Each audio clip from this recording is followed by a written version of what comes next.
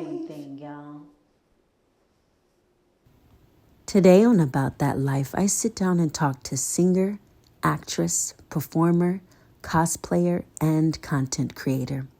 She really does love to sing, dress up, and perform for audiences. She says the stage is her home.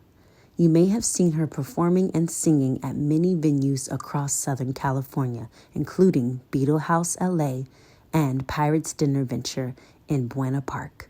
And recently, she was seen in the Jersey Boys with La Mirada Theater and with Moonlight Stage Productions' Kinky Boots. Here is Dayna Sauble. So, Dana, thank you for sitting down and being a part of About That Life. I really appreciate you sitting down and talking to me today. Thank How are you you. doing? Are you doing good I'm today? doing good. Doing good. That's Yeah. good. Good. I want everybody to know how we know each other. I believe, unless I'm wrong, because it's very possible, I believe we met through Teatro Martini, the dinner theater I show that I think that was it. So that Okay, would have because been like 2015 or 2016, I think, yes, right? yeah, Okay, we so started the fun. show in September 2015. So yeah, and I know I was opening cast, and you were like part of like the second group of cast members that we brought in. Did you Yes. did you come in as a Jinx or Wanda?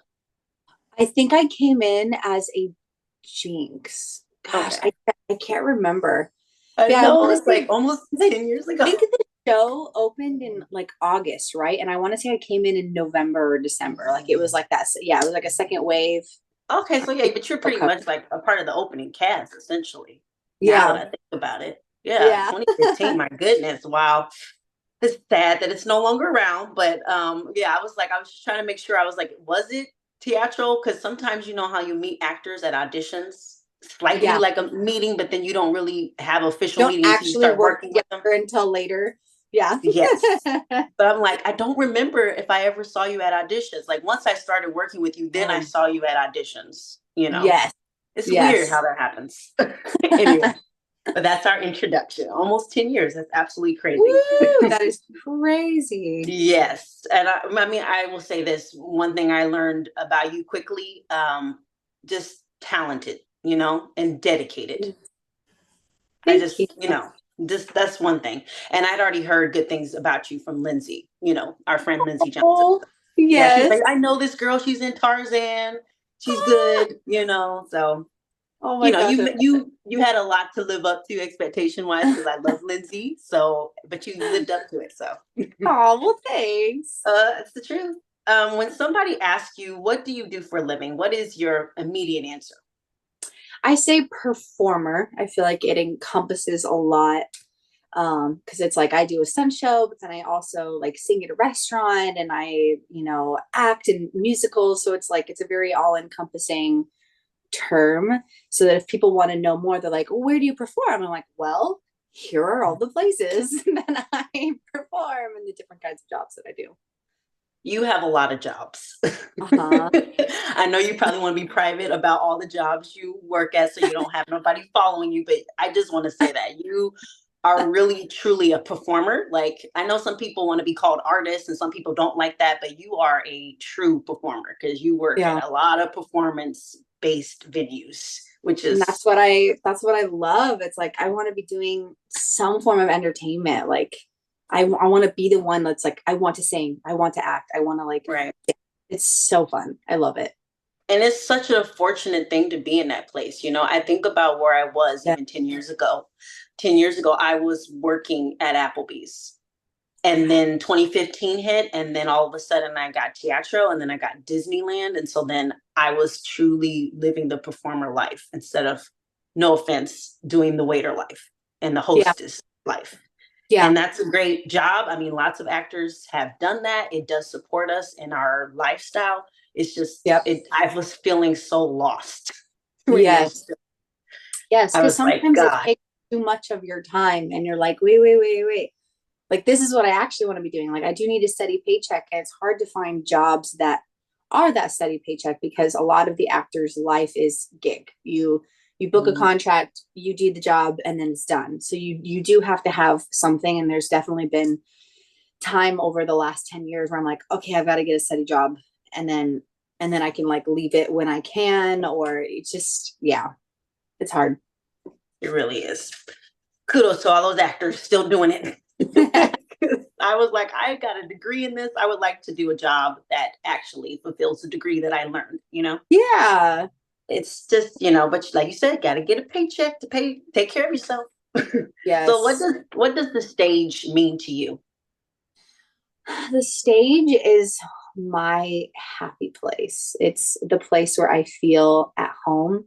You know, you have your home where you can feel at home, but then I feel like everybody has like a second home, a place where they can go and be themselves and have an outlet where you can just find fulfillment and complete joy doing something that you love. And I'm very fortunate that the stage is that for me, that my job is also my second home and my happy place. So Oh, I love that. I mean, why do it? Why do it if you don't love it? truly, we have Why? one life. If I want to be happy when I go to work. True. Yep. Be happy when you clock in, please. Yeah. How did you get introduced to the theater? I was introduced to it by my family. My mom and my dad did theater just in high school. I think maybe my mom did theater in college, but I have a very distinct memory of being maybe 3 years old, listening to the cassette tape of Phantom of the Opera in the car with my mom and my dad. Wow. And they have stories where they're like, oh my gosh, we would play it and you would go, oh, the fountain. And I would get so excited when I heard the music. Da, da, da, da, da, da. That was very distinctly one of the first musicals that I remember listening to. And then from there, I have memories of, playing Annie over and over again, or Newsies, any musical Grease that I could get my hands on as a kid. I would watch those movies, Sound of Music, right? Mary Mm. Poppins, anything. I would be involved in that as much as I could and dream of doing that one day. And then as far as like actually doing theater, it was, I want to say my first one was seventh grade.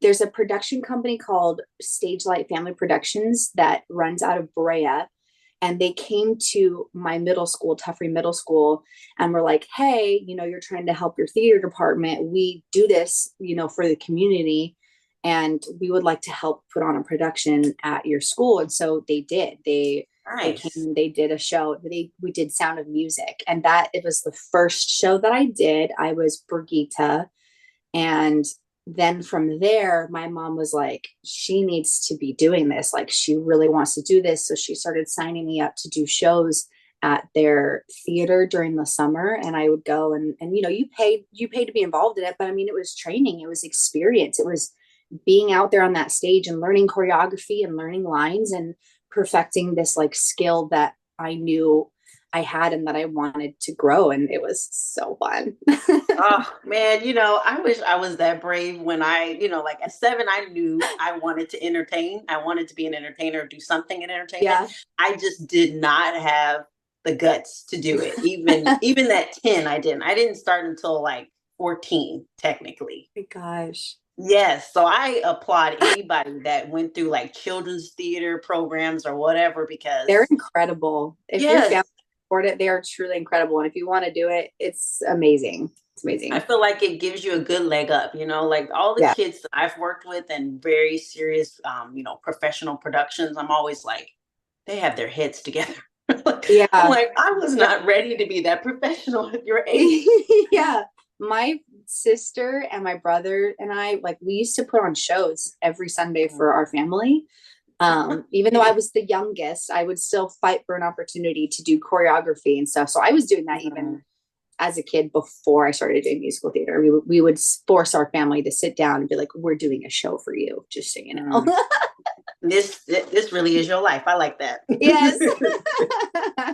So, when did you discover you had a singing ability, and did you always want to be a singer? I don't remember like distinctly when that started for me for singing, but my mom has even shown me home videos of me at like 4 or 5 years old, and I'm Mm. singing for the home video, performing for my family. So I think because my parents are singers and my brother and my sister, I feel like they were the ones that kind of told me you're a singer, you're singing on Mm, key, you're singing on pitch. And because they were singers, they started working with me at home.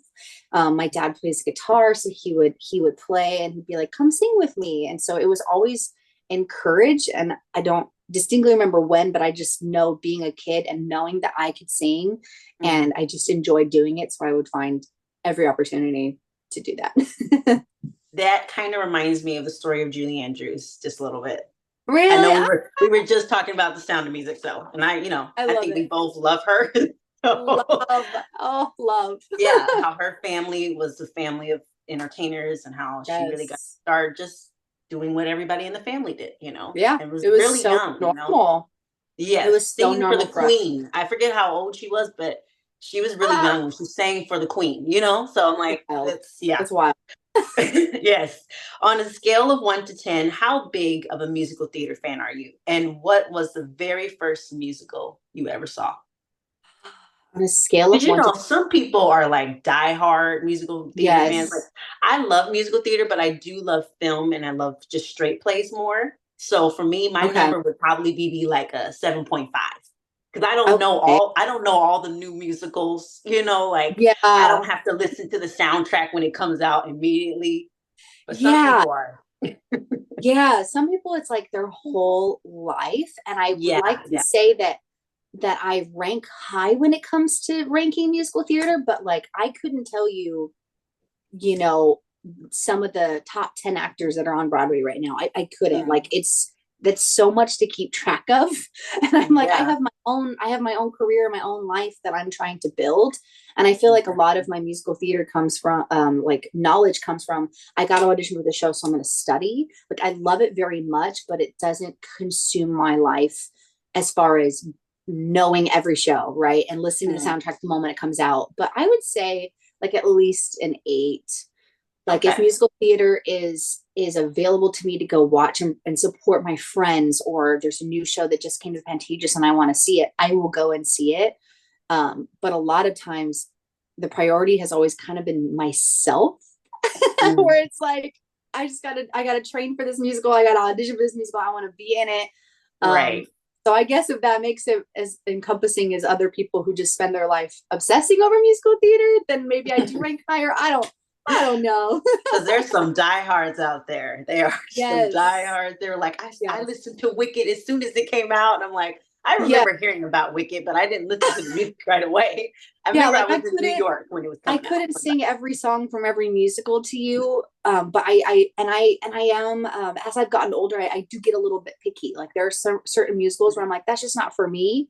Right, And right. I know that that's there for people, and I need to be, because it is my career, I do need to be knowledgeable of it and I need to be aware of it. But I'm not a 10 on the scale of musical theater 1 to 10, that's for And sure. I do want to applaud you for how supportive you are of your friends. I noticed that you post a Yeah. lot how you're going to other people's shows. And I love that, because we do need our support. Yeah. Yes, absolutely. And what was the first musical you ever saw that you can remember?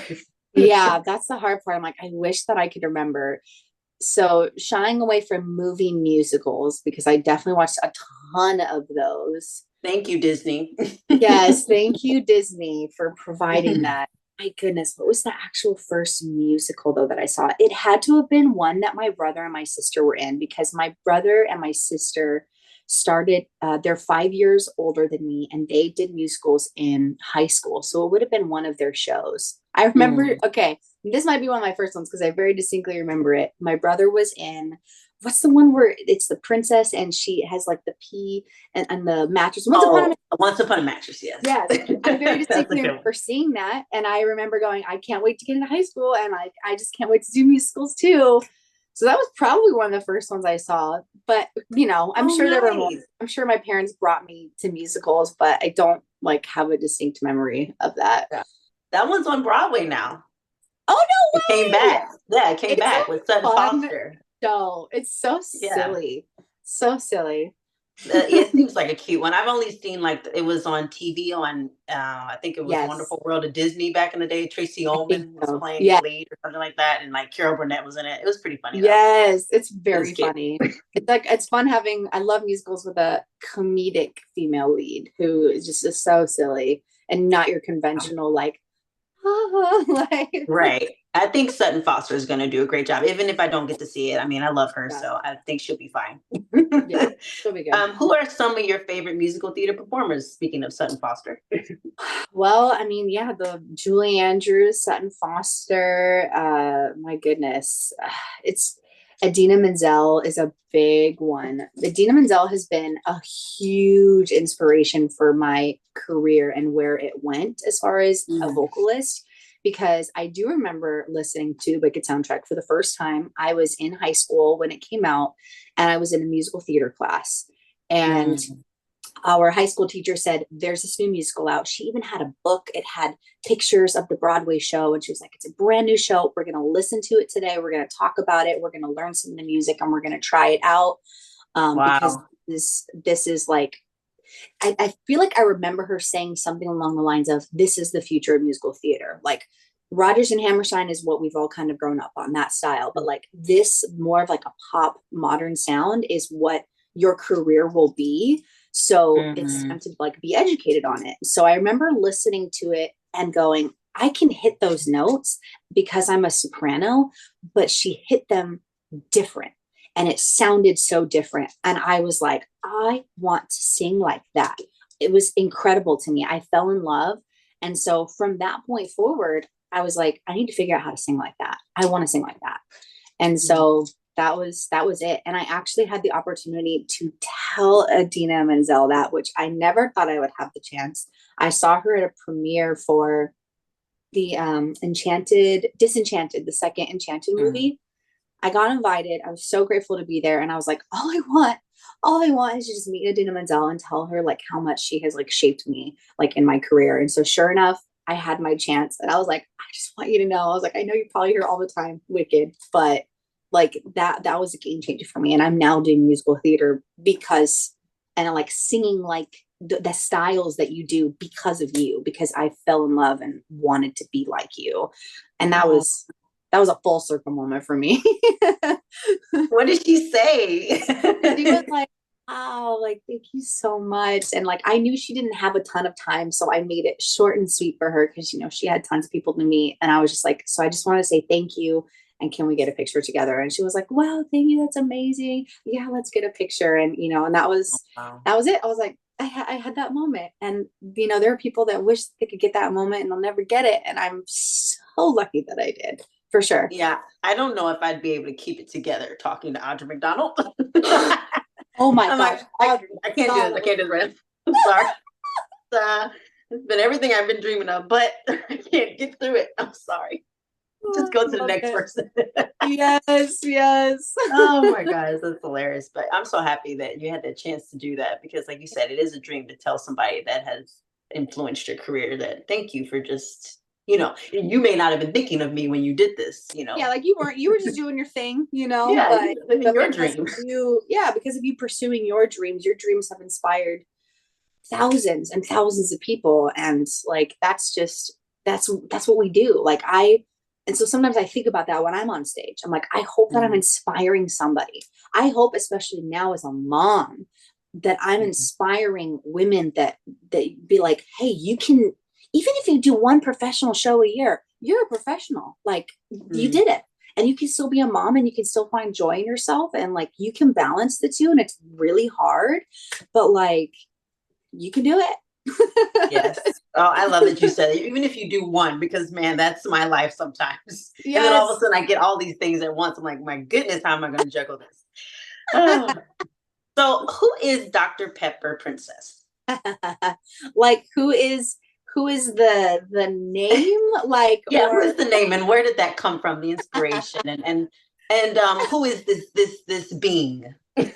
so when I started gaining popularity on Instagram, it Mm, was a time when I was dressing up for kids' birthday parties. And so I would post content all the time of like selfies or pictures of me in princess costumes and like it was my job, it was my career. And I was having a conversation with a friend of mine, and we were at lunch and we started joking about it. We're like, well, I'm the princess of this, or like da da da da. And it was like, yeah, you're a Disney princess all the time. I was like, I know. And I was like, but if I really like was a princess of something, it would probably be Dr. Pepper, because I drink it every day and I have so much of it every day. And we laughed about it. And he was like, the Dr. Pepper princess. And I was like, I love the sound of that. I was like, I'm gonna change my Instagram handle, because at the time my Instagram handle was just my name. I was like, people have Mhm. like fun names on social media when it comes to Instagram. I want to do something fun and silly. And I did it as a joke for like a week or something. And then I just realized, wait, I really like this. It's unique and it's funny and silly. And yeah, it just kind of stuck right there. Do you know how many followers you have now? Because you have a lot. I mean, it's been hard to grow on Instagram. It got so oversaturated with just so many content creators in Yes. general. So right now I'm at 40,000. And then TikTok also, same thing. It was like my TikTok blew up to like 200,000. And then it just kind of stopped growing from there, because again, Mm. it became very oversaturated. But yeah, it's been amazing. And my focus though shifted probably the last like 3 or 4 years of, my focus is not to grow my Instagram or grow my social media. It's really about just continuing to share what I love doing, and hope that the people that do follow me just enjoy the content that I create, because that's the whole reason that I started posting anyways, is because people were like, I want to see your life. It's interesting and you have joy in it and it inspires people. Just keep doing that. And so it's hard not to think about the numbers sometimes. And it can be really frustrating when you spend time creating something and then the algorithm just kind of goes, nah, we're not going to show that to people. I'm like, look, I'm not asking to have a million followers. I just want the people that actually care to just enjoy it along with Right. me. That's all that I really Well, want. I enjoy it. I love your content on your Oh, platform. It's really thank good. you. Yeah. Do you feel that it has helped your career in some way? What have been the benefits Yeah. of Dr. Pepper Princess? I feel like there's a few ways that it's benefited. Obviously, nowadays, casting directors do look at it. I mean, they will check out your social media. Yeah. I feel like if casting directors were to see my profile, one, they would see that I do post videos of me singing or performing, so they could see like what I can do, which is great. But I think they'd also just see the joy that I have in my personality, and like can go, I think we maybe want to work with this person because they're really fun and like Mhm. very outgoing and just, are just unapologetically themselves. And through posting and creating content over the years, I've grown and developed in my own talents, because I remember going, okay, now that I'm getting into cosplay, if I'm not getting cast to certain roles like Elphaba, I'm going to cosplay her because I really love her. So I'm going to cosplay as her. And then if I do a singing cover as her, great. And it's not for anyone else but me. And now having a daughter, oh my gosh, she watches my videos all the time. She'll Oh, ask me, mommy singing, and I'll let her have my Instagram. And she just goes through and she watches videos of me performing all the time.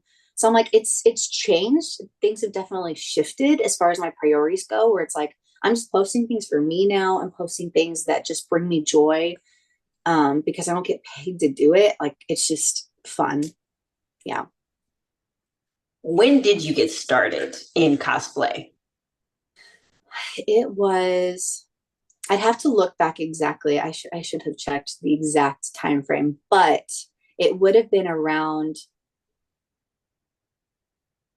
2016 probably, or 2017. Okay. uh, a friend of mine, so I was dressing up as party princesses all the time, posting this content and stuff. And I was talking with a friend of mine who is a cosplayer. She still is, goes to conventions all the time. And she said, you should do cosplay sometime. I was like, what is Mhm. that? And she goes, well, you know how Halloween is your favorite holiday? I said, yeah. And how you dress up? Yeah. She goes, you could do that any day, any time of the year. You can, she said, cosplay conventions are when you go and you meet people that are like you, who all just dress up and we have fun. Mhm. And I was like, what? Sign me up. So I went to my first convention. It's called WonderCon. And WonderCon is now my favorite convention because it encompasses everything. When you go there, you see things from comic books, you see things from video games, from movies, from TV shows. It's just everything. Every fandom you can possibly think of, it's there. And I go every year. I never want to miss it now. And yeah, it's just, I fell in love that first day. And at that con, when I borrowed her costume, I was Harley Quinn, and it was like a version. It was like a random version. It was not anything comic book accurate. It was not movie accurate. It was just a cute little red and black outfit that had like, you know, some Harley Quinn stuff on it.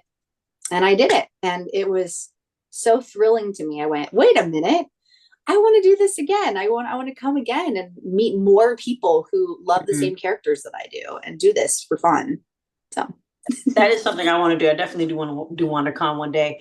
Do you do your own sewing and knitting of your own costumes? Are you making them yourself? I am not. Like, sometimes I feel like I'm not someone that can build things from scratch. That is definitely not me. I'm more of a thrifter and find things and then alter them to be more of what I need. And so with that, sometimes, you know, it takes time to be a certain character because you go, I got to find the right piece and then build from that.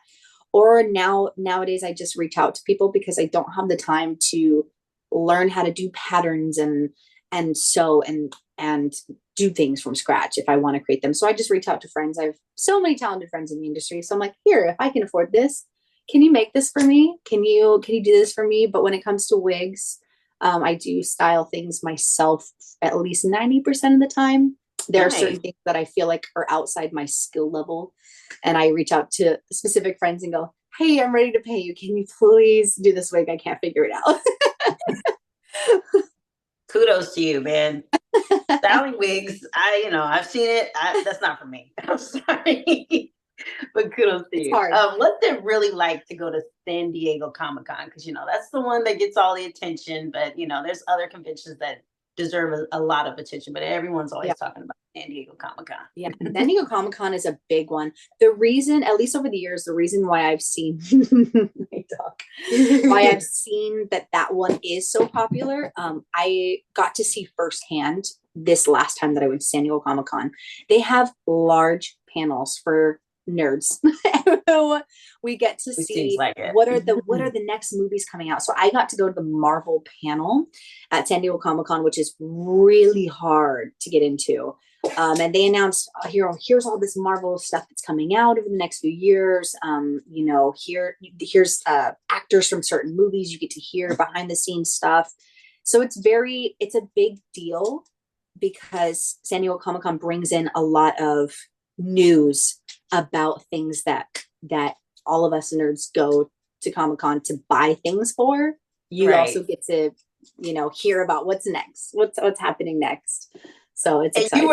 You were there for the big Robert Downey Jr. moment. Yes. Yes. That was cool. That was wild. That was wild. Was there rumors about it prior? Because I thought there were. Okay. The last 2 days before, there happened to be rumors. My husband and I had a conversation the day before I went to San Diego Comic-Con. He's like, did you know that people are talking about possibly Robert Downey Jr.? And I was like, what?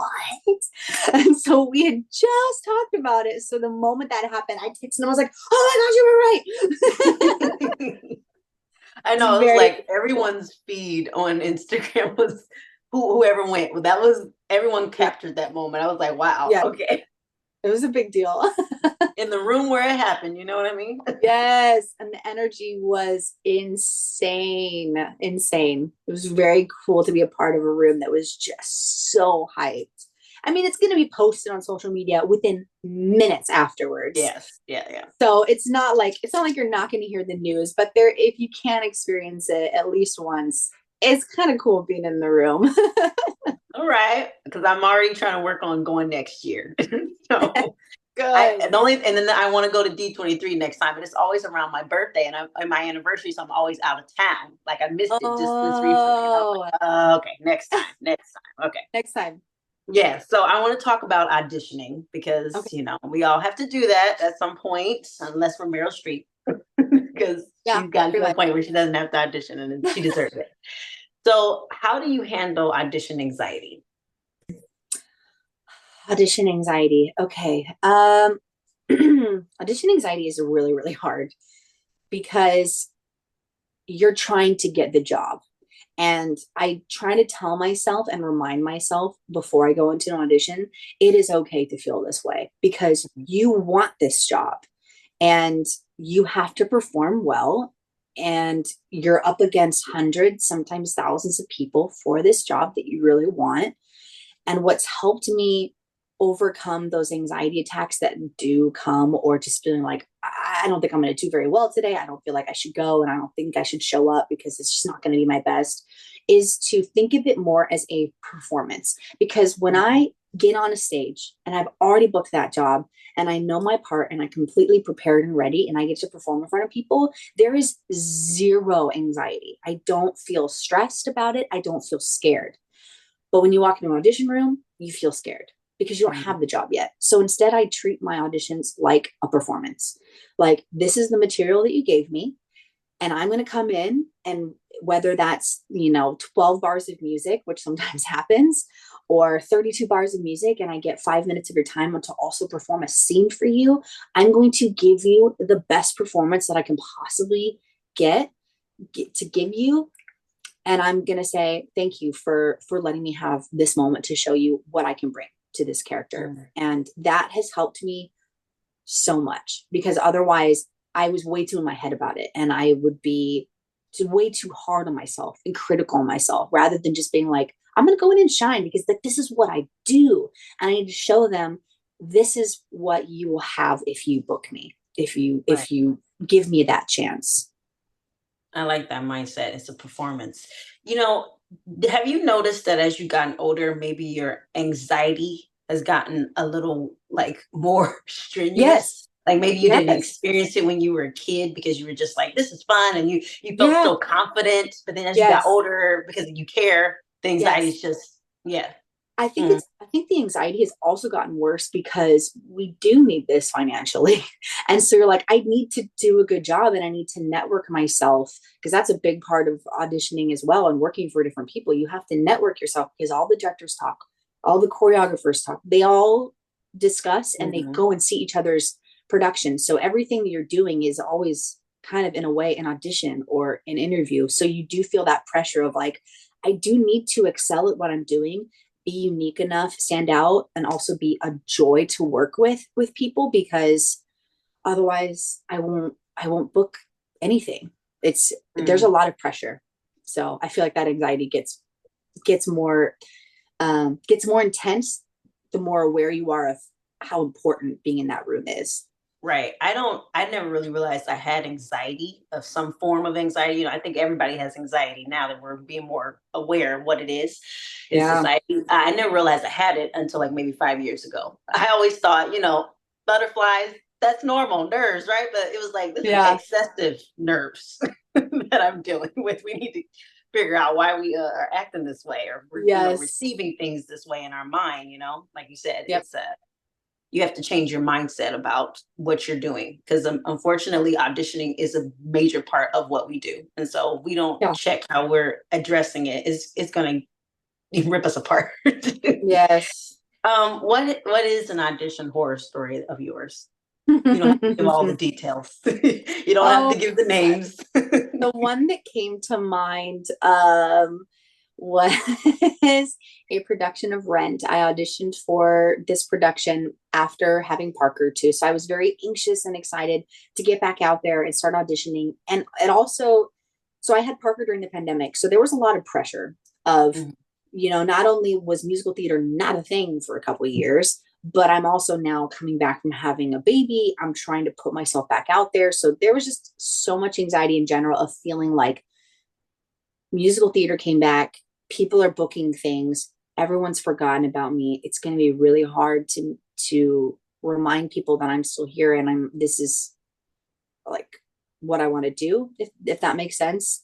And Yes. I walked into that Rent audition and I was so nervous because it's a show that I know I should do one day. That like it's a show just absolutely made for my vocal style and who I am as an actor. And I really wanted it. And And Adina Menzel. Yes. So I had this song that I've performed many times. Like I've actually performed it live and I know that I'm really good at it, but it's very difficult to play on the piano.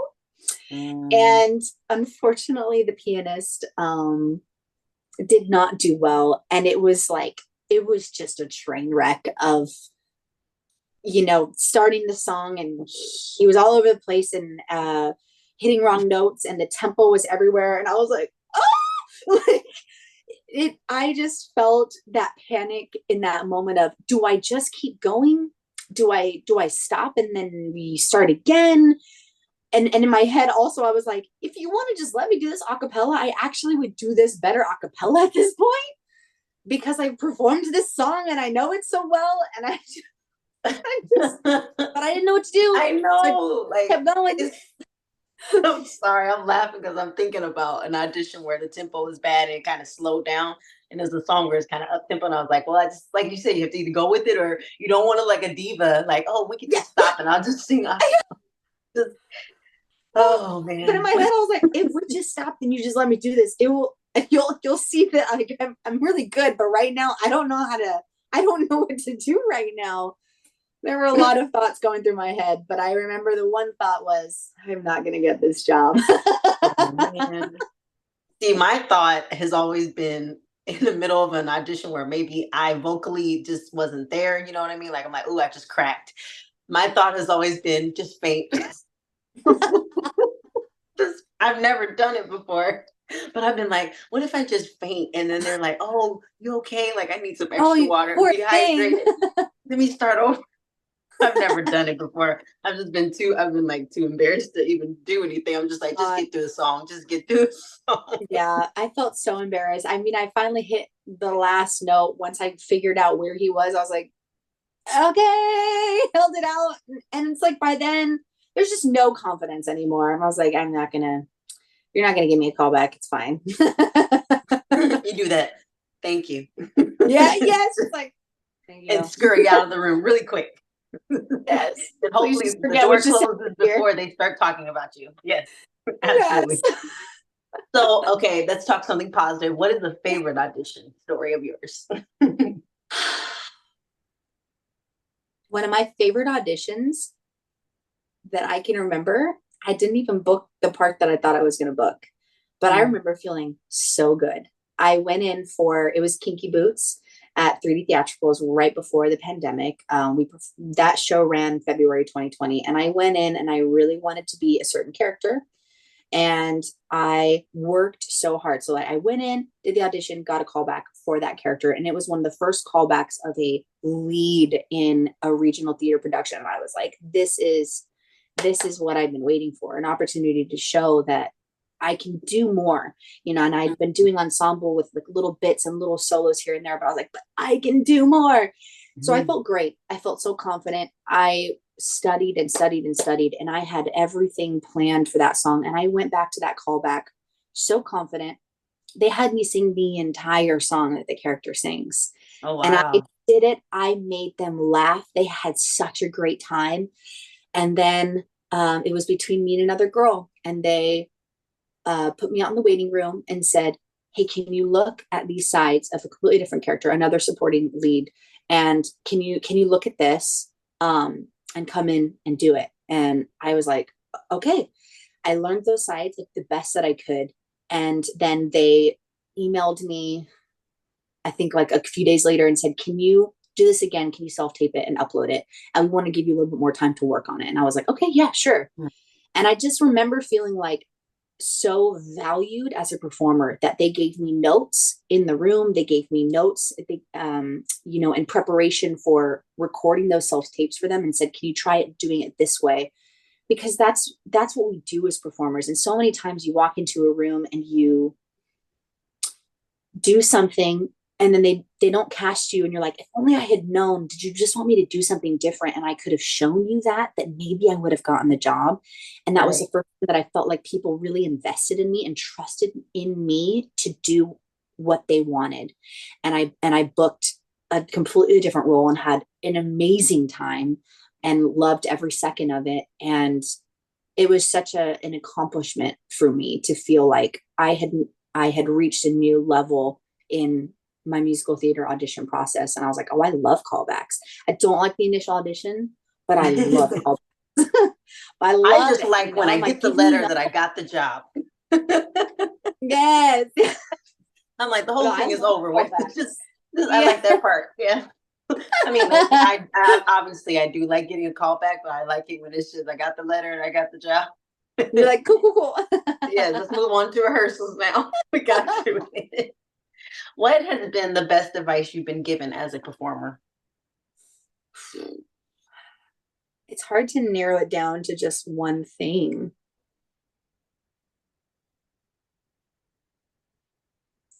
In high school, my theater teacher had a quote on a poster that she had in her office, and it said, there are no small parts, only small actors.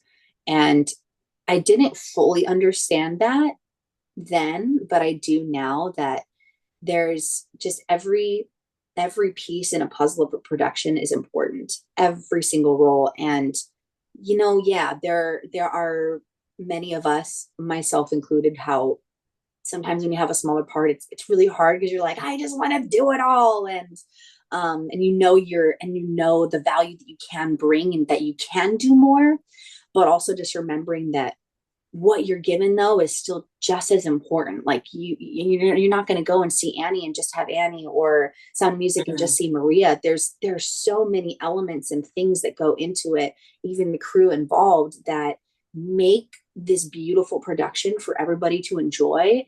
And when you learn to value every role that you're given and make the most of it and be a part of that big picture, it's really beautiful, and you can feel so grateful and find so much joy in that. Mm. Wow, that's very poignant. I love that. My last question. Okay. This one's always a doozy for Okay. anybody I interview. Do you like yourself? Ah! I know. I do. Yeah, I do.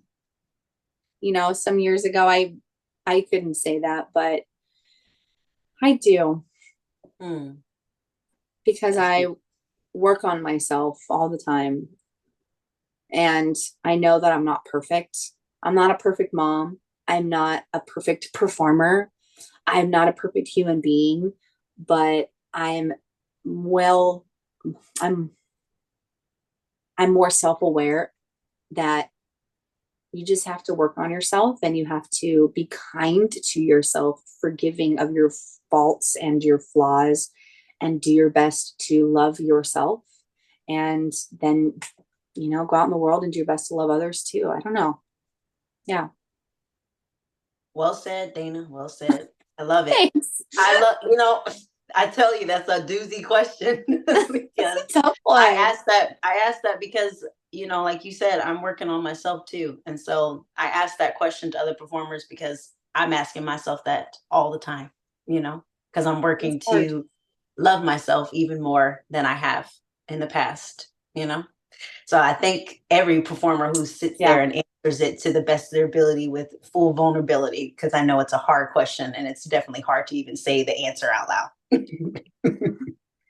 And I Yeah, think, it is weird yeah, because then you're like, is this cocky if I say that I am like, no, I don't think so at but all. we have to love ourselves. We really do. And we have to validate ourselves, Mm. be kind to ourselves, be patient. And it's really hard. But I think as long as we're putting in the effort and we care and we're trying, we have to just pat ourselves on the back and be like, go me, I'm trying. Exactly. I think you're doing more than trying. You're doing a whole lot. And you're excelling. I just want to thank you for sitting down and talking to me. And I want to thank all my viewers on About That Life. And I'll see you next time.